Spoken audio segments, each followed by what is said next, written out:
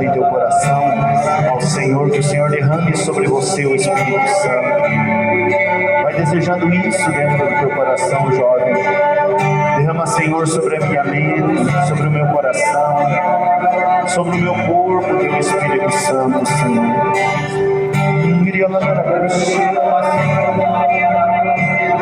Pela intercessão de Nossa Senhora, pela intercessão de Nossa Senhora do Perpétuo Socorro, pela intercessão de Santa Teresinha, que venha sobre nós nessa noite a poderosa unção do Espírito Santo. Ave Maria, cheia de graça, o Senhor é convosco. Bendita sois vós entre as mulheres, e bendito é o fruto do vosso ventre, Jesus.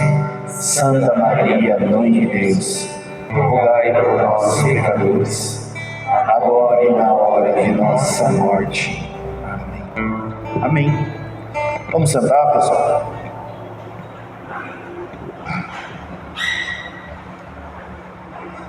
Boa noite para todos. Para quem não me conhece, meu nome é Fábio, né? Eu trabalho como professor, já trabalhei aqui inclusive aqui no Rio de Areia, né? Tem alguns ex-alunas minhas aqui, né? Eu participo, né? Estou na igreja, graças a Deus, eu comecei por meio do movimento da renovação carismática, continuo na renovação, porque é o chamado que Deus fez para mim, né? Tenho certeza disso. E participei muito tempo de grupo de jovens, né, lá na cidade, e foi no grupo de jovens assim que eu tive uma experiência, um crescimento muito grande, né, da igreja, junto de Deus, junto do Senhor. Eu sou casado, tenho 3 filhos, né, 2 meninos e uma menina. A minha esposa, a irmã do Cid, né, que está tocando violão ali. Então, só para vocês ficarem sabendo um pouco mais, né, da onde que surgiu esse ser que vos fala, né? Então, só por causa disso. Muito bem, mas é com muita alegria, né, que nós aceitamos esse convite, né, de estar aqui hoje, partilhando para vocês de um assunto, meus irmãos, que eu acredito ser muito importante, né, que é sobre vocação, né, que foi pedido para nós falarmos hoje, né, sobre vocação. Muito bem, primeiramente, o que vocês entendem, o que a gente entende quando fala vocação? Alguém arrisca alguma coisa? Mas a maior parte das pessoas, quando fala assim, vocação, as pessoas logo pensam no padre, pensam na freira, alguns pensam na vida de casado, né? Mas tá tudo certo. Vocação é a vida sacerdotal, é a vida religiosa, é a vida matrimonial. Mas assim, meus irmãos, antes de entrar nesse assunto específico da vocação específica que Deus faz um chamado pessoal para cada um de nós, eu quero comentar com vocês sobre a vocação universal que Deus deu para todos, independente de ser padre, de ser irmã, de ser religioso, de ser celibatário. Celibatário é aquele que não vai formar família e que vai dedicar todo o seu tempo para Deus. Independente de qual desses estados de vida a pessoa participar, tem uma vocação que Deus chama e que a Constituição, e que no Concílio Vaticano II, né, se eu não me engano, por meio da Constituição dogmática, Dei Verbum, eu não lembro se é a Constituição dogmática, a Drica lembra ou não? O Dei Verbum não, o Lumen Gentium, né, um documento que saiu do Vaticano II, ele diz assim que todos nós temos, que existe uma vocação universal para todos nós. E embora o Concílio Vaticano II fale disso, essa vocação universal, ela é conhecida, já era conhecida da igreja há muito tempo. Que nós temos lá, né? Eu vi que alguém mais trouxe a Bíblia aqui? Vendo a Elisa, as meninas ali, beleza. Nós vamos pegar lá no livro do Primeira Carta de São Paulo aos Tessalonicenses, capítulo 4, no versículo 3. Podemos ler desde o 1, né? Desde o 1 até o 8, assim para a gente entender o contexto, mas eu vou frisar mais no versículo 3 e no versículo 7, porque na verdade eles falam a mesma coisa. Diz assim, 1 Tessalonicenses 4, do versículo 1 ao 8. No mais, irmãos, aprendestes de nós a maneira como deveis proceder para agradar a Deus. E já o fazeis. Rogamo-vos, pois, e vos exortamos no Senhor Jesus, a que progridais sempre mais, pois conheceis que preceitos vos demos da parte do Senhor Jesus. Esta é a vontade de Deus, a vossa santificação, que eviteis a impureza. Que cada um de vós saiba possuir o seu corpo santa e honestamente, sem se deixar levar pelas paixões desregradas, como os pagãos que não conhecem a Deus. E que ninguém, nesta matéria, oprima nem defraude a seu irmão, porque o Senhor faz justiça de todas essas coisas, como já antes vô-lo tenho dito e asseverado. Pois Deus não nos chamou para a impureza, mas para a santidade. Por conseguinte, desprezar esses preceitos é desprezar não a um homem, mas a Deus, que nos deu o seu Espírito Santo. Palavra do Senhor.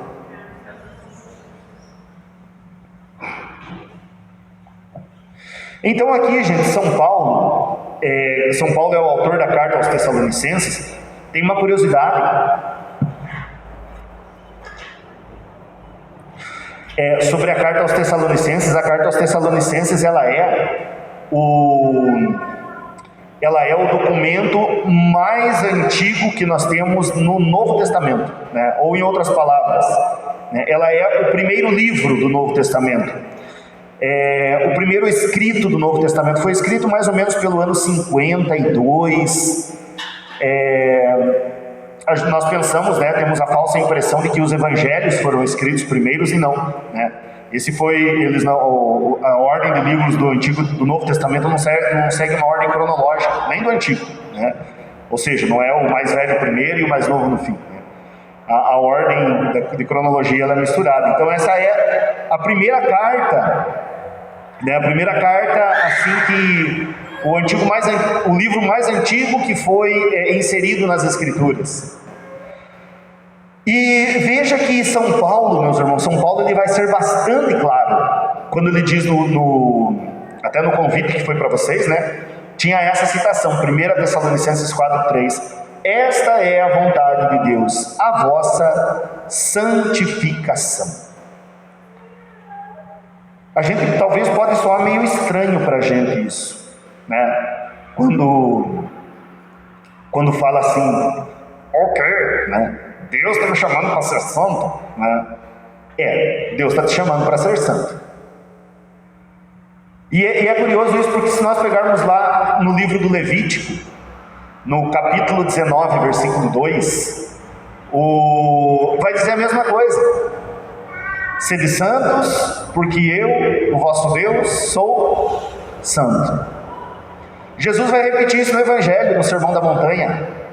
Portanto, sede perfeitos, porque o vosso Pai Celeste é perfeito. E aqui São Paulo é muito claro, gente, não tem como ser mais claro do que isso.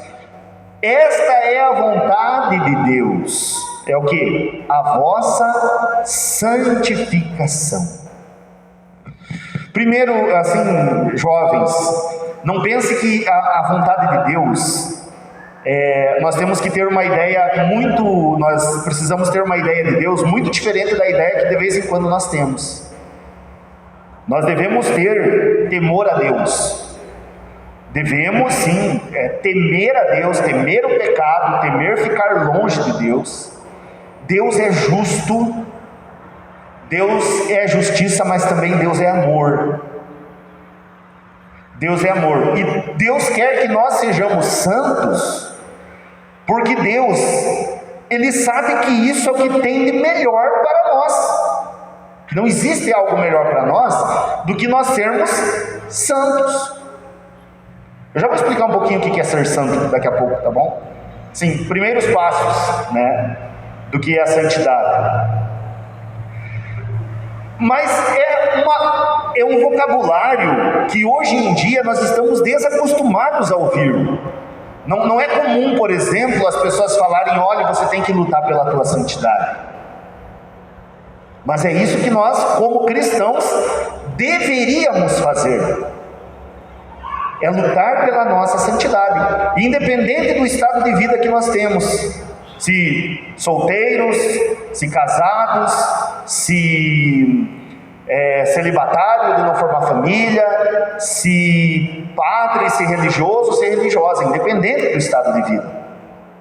A nossa primeira vocação é a santidade. E quando nós não seguimos essa nossa primeira vocação que Deus nos dá, as outras não dão certo. Por que hoje em dia tem tanto casamento que não dá certo, tem tanto vida religiosa que não dá certo, tem tanta vida sacerdotal que não dá certo? Provavelmente porque esse pilar da santidade não foi edificado de forma direita. Para construir essa igreja aqui, qualquer construção que seja, precisa ter o quê? Precisa ter alicerces, precisa ter estruturas, e precisa ser muito bem estruturado.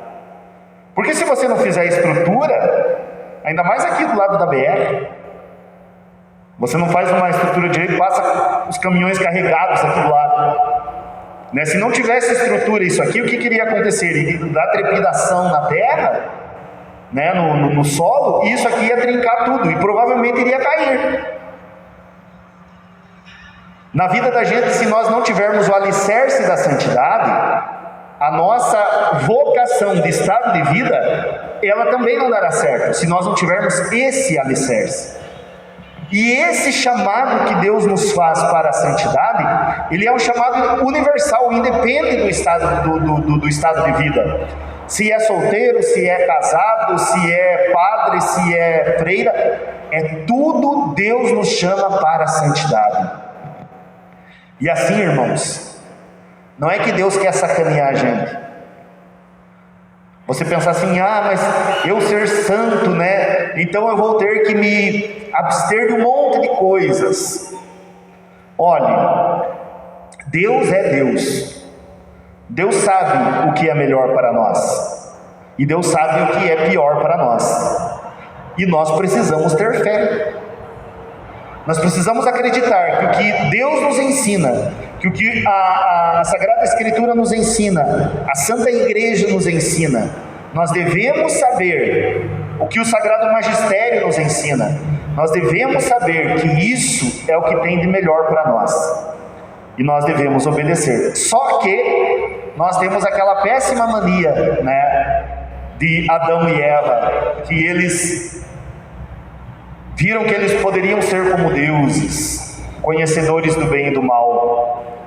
Nós muitas vezes nos colocamos no lugar de Deus.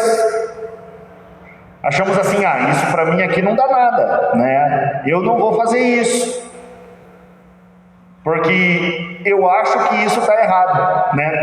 Quando você questiona alguma coisa que vem da palavra, né? Quando vem do magistério da igreja, eu acho que isso aqui vai dar errado. Você está se colocando no lugar de Deus. E você provavelmente vai tomar uma decisão errada. Então, irmãos, quando se fala da questão de santidade, o santo, o que era o santo aqui no tempo de Paulo, na igreja primitiva? O santo, meus irmãos, é aquela pessoa que hoje na igreja é assim também. Quem é o santo? A santa é aquela pessoa que viveu a sua vocação batismal. Esse é o santo. Por quê, meus irmãos? Porque pelo batismo, o sacramento do batismo, que é o primeiro sacramento que nós recebemos, e acredito que a maior parte de nós recebeu ainda quando criança, Por esse sacramento a gente morre para o mundo. A gente morre para o mundo e a gente é incorporado à igreja, à família cristã. E o santo, a Bíblia do Peregrino, ela traz uma nota nesse versículo aqui que eu li. Ela traz uma nota assim, que quem é o santo? O santo é o consagrado pelo batismo. Então o que seria ser santo? Santificação, o que é? É a ação de uma pessoa santa. São as obras que uma pessoa faz, para quê, gente? Para ela viver a santidade, para ela viver aquilo que Deus está pedindo para ela. E basicamente o que Deus nos pede? Que nós não cometamos o pecado. Que nós não cometamos o pecado. É interessante, lá no livro do Êxodo, no capítulo 20, nós temos o decálogo, né, de Moisés. Moisés, ele subiu no monte e ele desce com as tábuas da lei. E qual é o primeiro mandamento que tem lá no Antigo Testamento? Veja bem, esses mandamentos que nós aprendemos agora, primeiro mandamento, amar a Deus sobre todas as coisas. Segundo, não tomar seu santo nome em vão. Terceiro, né, honrar o domingo e dia santos de preceito. Essa ordem dos mandamentos nos foi organizada por Santo Agostinho, lá no século V, para facilitar o ensino e a catequese na igreja. Mas é interessante, lá no livro do Êxodo, no capítulo 20, versículo 1 ao versículo 4, vocês sabem como que está o primeiro mandamento lá escrito? O pessoal diz, é não ter outros deuses, não construir imagens, né, de ídolos. Mas antes ainda tem uma outra palavrinha que diz assim: ouve, ó Israel, o Senhor teu Deus é o único Senhor. Mas olhe qual é o mandamento: ouve, ó Israel. Jovens, hoje nós ouvimos muito pouco a Deus. Nós estamos ouvindo muito pouco a Deus. Eu procuro assistir e ver, por exemplo, no YouTube, quando dá tempo, né? Mas eu procuro sempre colocar uma pregação, um ensino ali, para que de vez em quando lá, lavando louça ou fazendo alguma coisa lá na casa, ou mesmo às vezes no sofá, né, vendo alguma coisa na TV, colocar em algo que seja espiritual. Porque para ouvir ao Senhor. Mas se nós pegarmos esses canais, por exemplo, eu gosto muito do canal do Padre Paulo Ricardo e do professor Felipe Aquino. Esses dois canais, essas duas pessoas para mim são referências. Uma referência religiosa e uma referência leiga, né? Eu sei que o Ciro e a Drica gostam bastante do Frei Gilson, né? Que também é um ótimo canal, né? Então eu tenho que perder essa mania de falar né. Eu acho que falo mais né do que qualquer outra coisa. Vocês podem me vaiar a hora que eu falar né. Vai ficar engraçada a pregação. Mas assim, então escuta aquilo que Deus está falando. Mas, por exemplo, se nós pegarmos o conteúdo do Padre Paulo Ricardo, o Padre Paulo Ricardo hoje é o canal que tem lá no YouTube 1 milhão de seguidores, tem mais. Falei né de novo. Você pega, gente, esses canais de baboseira, você vai ver lá, tem 40 milhões, tem 30 milhões, tem 10 milhões de seguidores, que só fazem coisa inútil. Desculpa falar quem gosta, mas tem alguma coisa mais inútil na internet do que canal de videogame? Olha a quantidade de seguidores que tem. É uma perda de tempo total ali. Por que, meus irmãos? Porque hoje nós não procuramos ouvir o Senhor, nós procuramos ouvir outras coisas. Mas nós somos como aquele povo de Israel, nós fugimos da face do Senhor. Não é errado você ver canal de gamer lá do YouTube, desde que você tenha temperança nisso, que você não gaste muito tempo em cima, sabe? Mas é uma coisa, assim, no meu ponto de vista, desculpe falar, é uma coisa praticamente inútil. Então a vontade de Deus para nós é o que, gente? É que nós vivamos longe do pecado, é para que nós vivamos fora do pecado. E para nós, meus irmãos, é difícil nós entendermos isso, porque viver santidade é viver longe do pecado.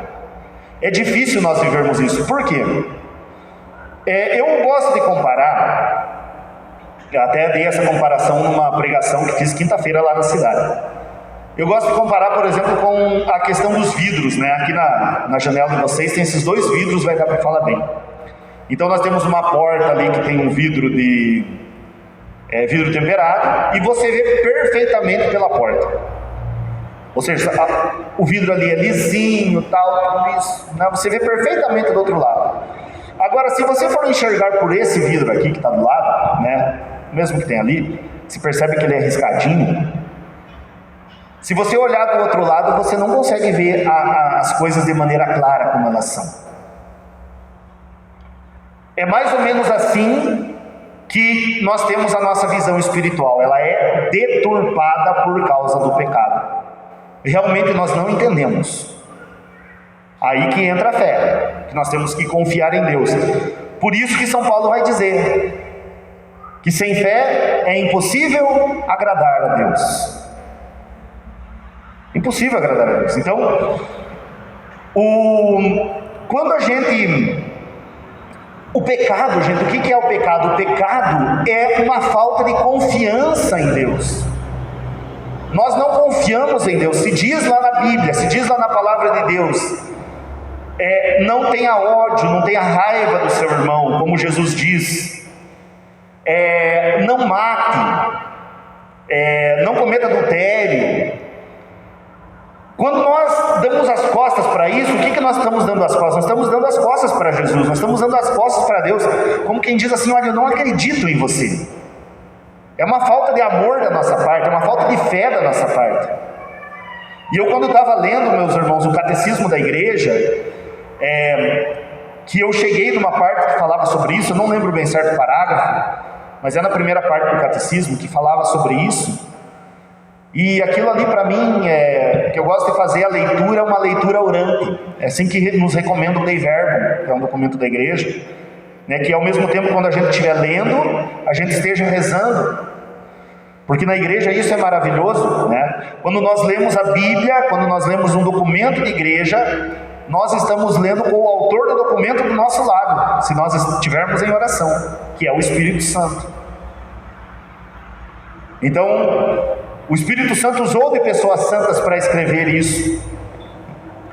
Então eu procuro ler em estado de oração, e quando eu vi essa frase que dizia assim, mais ou menos isso, que o nosso pecar é uma falta de confiança em Deus, é uma falta de fé em Deus, eu fiquei com vergonha na minha oração ali. Por quê? Porque eu já pregava a palavra de Deus há décadas, né? De novo. Eu pregava a palavra de Deus há décadas, pelo menos uma década, não sei se uma, duas, acho que duas não, mas há mais de uma década eu pregava a palavra de Deus, eu dava curso, tal, tudo isso, e cometia, e sabendo da minha vida de pecado, e ainda infelizmente cometo pecado, quero ver se me livro de todo que é tipo de pecado, mas é pela força de Deus. Eu fiquei com vergonha, porque eu pensei assim: mas como que eu vou falar para os outros acreditar em Deus se eu não acredito? Se eu ainda tenho dúvidas em algumas partes, não que eu não acredite, mas a minha fé não é completa, ela é pequena. Então, nesse sentido. E assim, irmãos, o que é fundamental para nós mantermos esse nosso chamado, esse chamado que Deus fez a nós, para nós ficarmos em santidade? A primeira coisa que é fundamental é nós permanecermos em estado de graça santificante. O que é isso? Estado de graça santificante é assim: eu não trago comigo pecado mortal. Complicou mais? Não, já explico. O que é um pecado mortal, gente? Então, dentro da igreja, dentro do ensinamento da igreja, existem dois tipos de pecado. O pecado mortal e o pecado venial. Ah, mas tem o pecado contra o Espírito Santo também que Jesus fala. Sim, mas esse aí não vem ao caso entrar nesse estudo de hoje, tá? Nesse tema de hoje. O que é o pecado venial? São João vai dizer lá na sua carta, 1 João capítulo 5, João vai dizer que existem pecados que levam à morte e existem pecados que não levam à morte. Bem, pecado que leva à morte, mortal. Pecado que não leva à morte, pecado leve. Gente, pecado por pecado eles são ruins, mas o mortal é pior.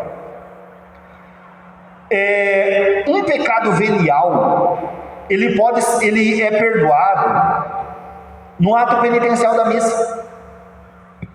Começou a missa, tem lá no começo tem o ato penitencial. Se eu faço um arrependimento sincero, Deus me perdoa ali. Agora, um pecado mortal, ele só é perdoado em confissão. Pecado mortal é o seguinte, gente, ele tem que ter 3 coisas. Primeiro, ele tem que ser uma matéria grave, tem que ser alguma coisa grave. Você tem que ter consciência de que aquilo é pecado, e mesmo tendo consciência que aquilo é pecado, que aquilo é grave, você tem consentimento. Você sabe que é pecado, você sabe que é grave, mas você vai lá e faz mesmo assim. Pecado grave. O que esse pecado nos faz? Gente, esse pecado ele é terrível. Por quê? Porque ele nos separa da amizade com Deus. Não é Deus que me dá uma bicuda para fora. Sou eu que digo, Deus, eu não quero você. Sabe, ali você rompe com Deus. Se uma pessoa morre com um pecado mortal, essa pessoa, o destino dela é o inferno. O destino eterno. É muito grave isso. Um só. Ah, mas isso é injusto? Não. Porque não foi Deus que decidiu isso, foi a pessoa que decidiu isso. É tudo muito difícil assim a gente dizer alguma coisa se é pecado grave ou não é, sabe? Depende muito da consciência da pessoa. Por exemplo, se a pessoa ela não tiver plena consciência de que aquilo é pecado, a ignorância, chamada ignorância involuntária, né? A pessoa não sabe que aquilo é pecado, mas ela comete aquilo. Bem, Deus sonda os corações. E Deus sabe o coração daquela pessoa. Deus sabe a consciência daquela pessoa. Então, o julgamento deixe para Deus. O julgamento deixe para Deus. Então, se nós cometemos um pecado grave, nós temos que confessar esse pecado.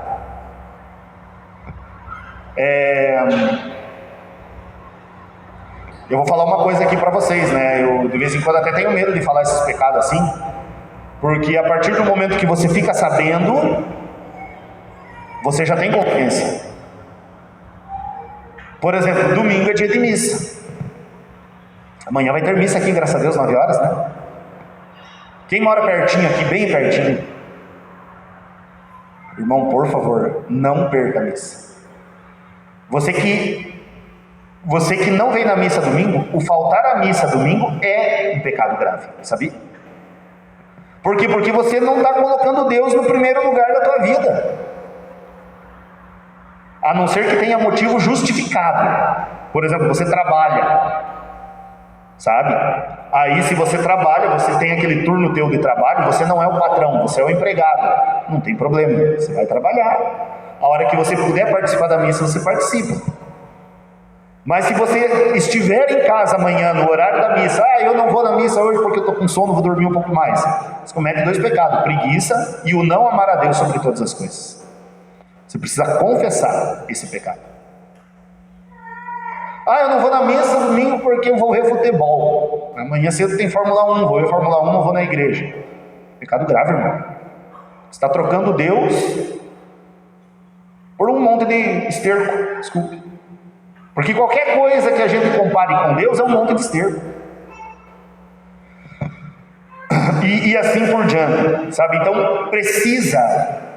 a gente precisa, primeira coisa, fazer uma boa confissão para a gente manter o nosso estado de santidade. Por quê, meus irmãos? Mas isso aqui é viver o batismo. Lembra que eu falei no começo que a ação do santo é viver o batismo? Porque as pessoas na igreja primitiva, gente, o que acontecia? As pessoas elas eram batizadas mais quando elas eram adultas. E ao serem batizadas adultas, quando elas recebiam o sacramento do batismo, o batismo é o sacramento da remissão dos pecados. O pessoal acha que o sacramento da remissão dos pecados é a confissão. É também? Sim. Mas o sacramento principal da remissão dos pecados é o batismo. A pessoa recebia o batismo, todos os seus pecados eram perdoados. E assim, era perdoado, no batismo é perdoado tanto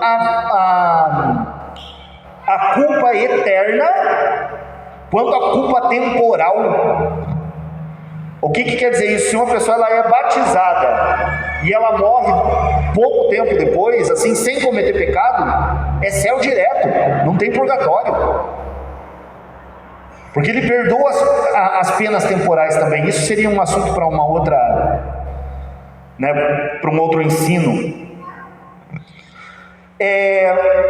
Mas assim, irmãos, mas como nós não conseguimos vivenciar bem o nosso batismo, e nós caímos e nós pecamos, o Senhor nos deixou a confissão. Então esteja com a confissão em dia.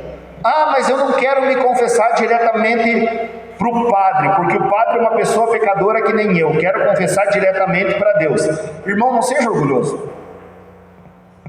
Se quiser anotar aí, Evangelho de João, capítulo 20, versículo 22.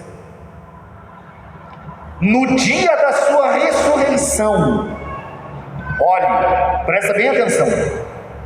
No dia da ressurreição de Jesus, no mesmo dia da ressurreição, ele aparece para os discípulos e diz assim: como o Pai me enviou.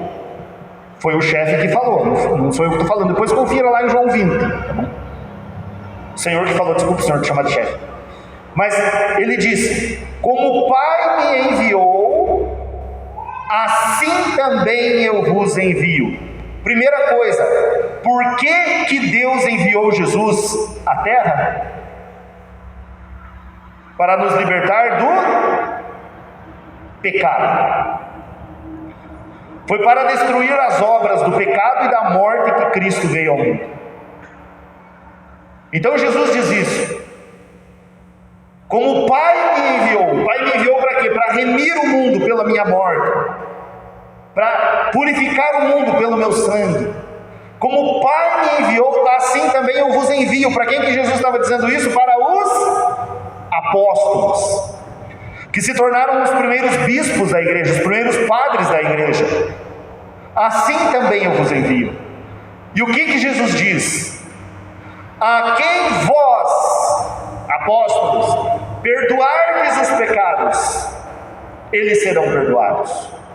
A quem vós não os perdoardes, não serão perdoados. Eu quero me confessar direto com Deus. Foi Deus que falou para a gente se confessar com os membros da igreja. Então isso, desculpe, no mínimo denota o que, gente? Uma determinada ignorância espiritual. Que foi o próprio Cristo que falou: a quem vós perdoardes os pecados serão perdoados, a quem vós os retiverdes serão retidos. E assim, meus irmãos, eu falo para vocês, se faz tempo que você não confessa, procura fazer um exame de consciência bem feito. Tem bastante exame de consciência na internet hoje para quem tem acesso. Se você não tem, pede para alguém. Procura fazer um exame de consciência bem feito. Procura um padre, confessa. Se faz tempo que você não se confessa. Eu acredito que o ideal é nós confessarmos ali pelo menos a cada mês a gente fazer uma confissão. Pelo menos. Daí para mais.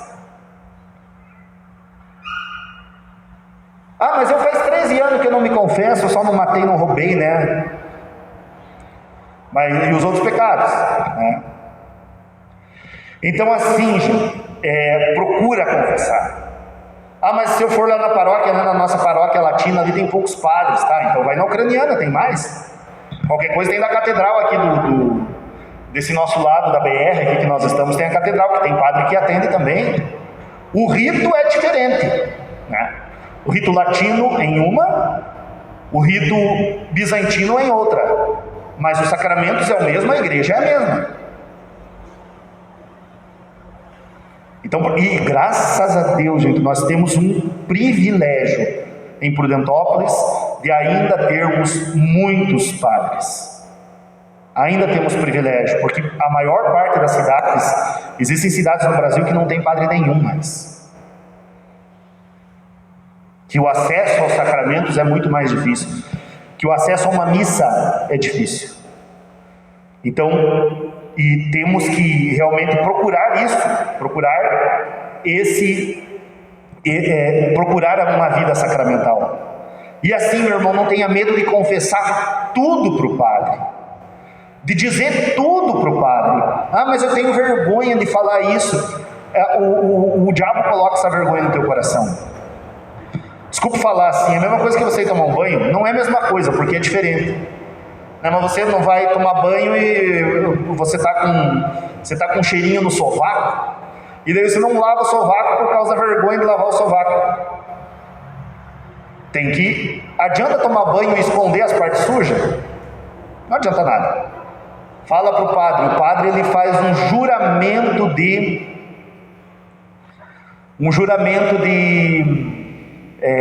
de sigilo.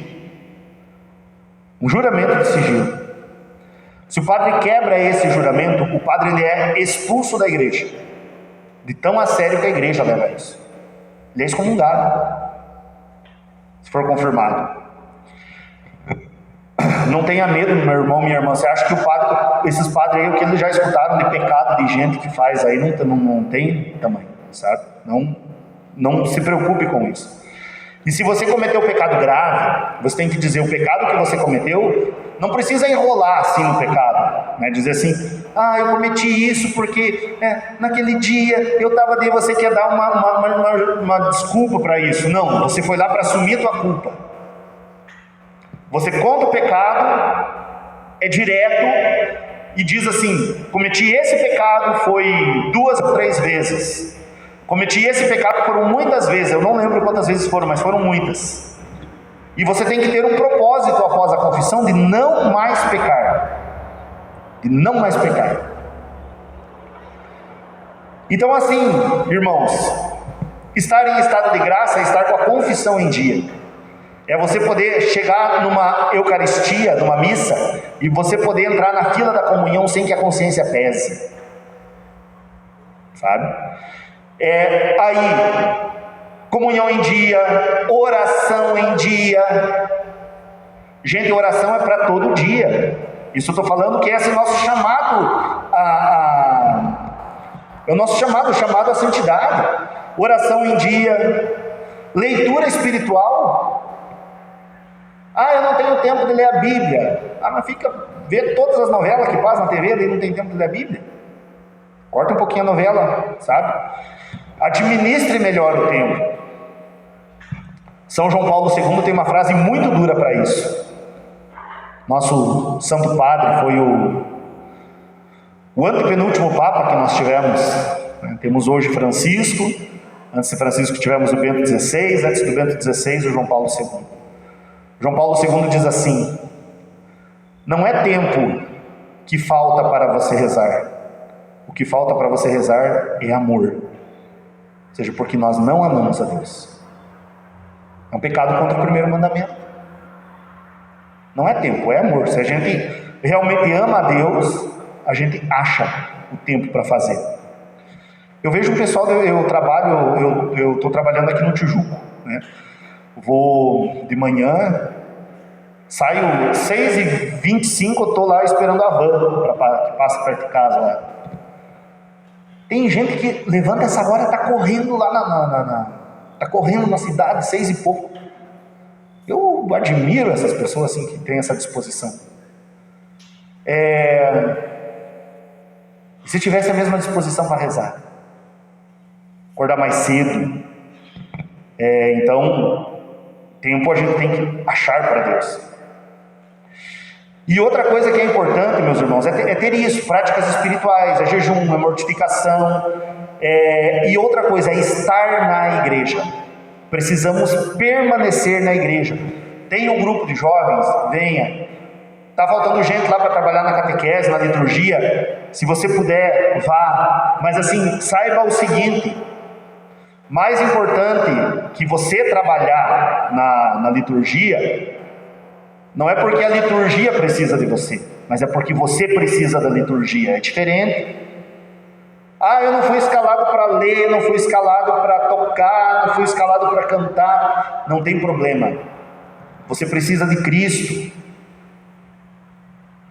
Deus vai continuar sendo Deus se eu não existir. Mas e eu? O que eu vou ser sem Deus? Entende? A questão é diferente. Tem grupo, vem no grupo, sabe? Esteja na comunidade. Esses dias de inverno, nós fazíamos uns fogos lá em casa para se esquentar. E eu ficava vendo assim no fogo, ficava vendo aquelas madeiras, e eu procurava meditar, né? Porque Santa Teresa da Ávila, ela faz uma meditação sobre o fogo e a igreja, nós sendo a madeira, Deus o fogo, a transformação que causa. E eu ficava olhando naquele fogo ali e eu pensava assim, né? Ou seja, aquele fogo está todo junto ali, aquelas madeiras todas juntas. Ele vai pegando fogo. A madeira é uma péssima transmissora de calor. A gente estuda isso na escola, né? Bom transmissor de calor é o metal, né? Se você deixa lá o metal no fogo, você vai pegar na outra parte da colher lá, ela queima você, né?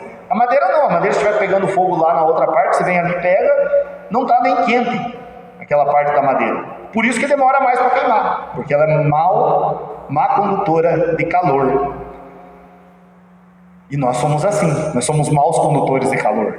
Nós somos maus condutores da graça de Deus. Só que quando a gente está no meio do fogo ali, que tem um monte de gente junto e que a ação de Deus está fazendo que nem nós estamos aqui, está tudo ótimo. Agora pega um pedaço de pau e tira do meio da fogueira e coloca do lado. O que vai acontecer com esse pedaço de pau? Vai apagar a chama. Assim somos nós, irmãos. Se nós estivermos fora da comunidade, apaga a chama da graça em nós. Então é necessário estarmos. Então, algumas coisas para a gente tentar viver essa primeira vocação nossa, que é a vocação à santidade.